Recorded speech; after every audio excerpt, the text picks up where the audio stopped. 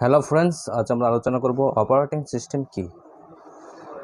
Operating সিস্টেমকে system software বলেও বলা যেতে পারে এবং সাধারণভাবে ছোট নাম হিসেবে ওএস বলা হয়।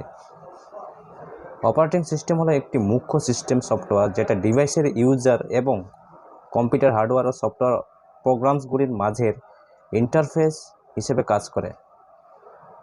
আসলে ইউজার নির্দেশ হিসেবে কম্পিউটারের প্রত্যেকটি সফটওয়্যার প্রোগ্রাম বা হার্ডওয়্যার পরিচালনা করাটাই হলো এর কাজ। আপনার কম্পিউটারে করা বিভিন্ন ক্রিয়া যেমন অন্যান্য সফটওয়্যার বা অ্যাপ্লিকেশন চালানো, স্টোরেজ, মিডিয়া অ্যাক্সেস করা, গেম খেলা, গান শোনা, মিডিয়া প্লেয়ার চালানো এবং অন্যান্য সব ধরনের কাজ করার জন্য এই অপারেটিং সিস্টেম দায়ী। এই ওএস বা অপারেটিং সিস্টেম আপনার নির্দেশ অনুযায়ী সম্পূর্ণ কম্পিউটার পরিচালনা করে।